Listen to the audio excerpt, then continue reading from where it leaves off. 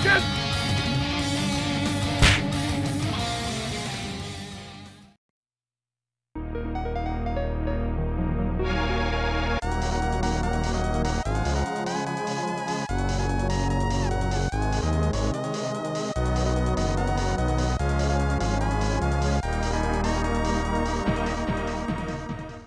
Hey everybody, welcome back.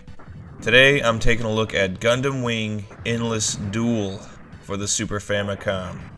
Produced by Bandai and developed by Natsume, it was released in 1996 and it's based on the anime of the same name, which is just one in a never-ending stream of Gundam series, and it's one of my favorites as well.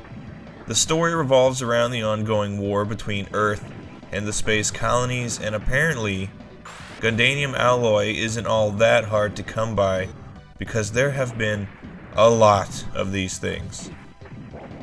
Endless Duel is obviously a 2D fighter, which at first I was a little put off by. I didn't think a Street Fighter style fighting game would really work with giant robots, but I was wrong. This is an excellent 2D fighter. The Gundams don't move nearly as slowly or as stiffly as I feared they would. They move a lot more like people than robots actually, which is a good thing. It's not exactly as fast as Street Fighter 2 Turbo, but it's definitely faster and plays much more smoothly than I thought it would. There are 9 characters in total, and they all have unique strengths and weaknesses. In fact, there are stats next to each one at the character select screen detailing their speed, power, and the power of their special moves. And speaking of, every character has an array of special moves that vary in strength depending on which attack button you use to perform them. Some of the Gundams are more range based, like Gundam Heavy Arms, who has a lot of big guns, while others are better close up, like Gundam Death Scythe, who, as the name implies, fights with a scythe. There's also a power meter under your health bar that goes from 0 to 300 that fills up when you land attacks and goes down when you use more powerful special attacks or when you use your character's badass ultra move.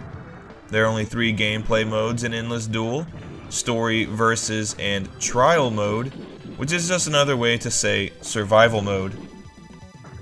The only real complaint that I have with the gameplay in Endless Duel, and it's a small one but a complaint nonetheless, is that every character has the same special move set. Quarter circles and Shoryuken commands for every character, and the command is the same for everybody's ultra move as well. It's not really that big of a deal though, because as I said, each character varies a bit in range, speed, and power, so they do still feel like wholly unique fighters. Excellent gameplay aside, I'm also really impressed with the graphics and sound design in Endless Duel, more so the graphics. There's a lot of detail and color in this game, and everything animates really smoothly with minimal slowdown. I actually think these are some of the better 16-bit graphics I've ever seen, which is to be expected as it is a late release on the Super Famicom, but seriously, this almost looks good enough to be on a 32-bit system. The sound design is also really good with some excellent music. It actually reminds me of some of Capcom's better 16-bit music at times, like something from the Mega Man X series. There's also a lot of good sound effects. I especially like the sound the Gundams make when they're defeated, but there's absolutely no voice samples in the game, which is a tad disappointing. Overall though, the game sounds amazing, but the graphics definitely steal the show. They're really good.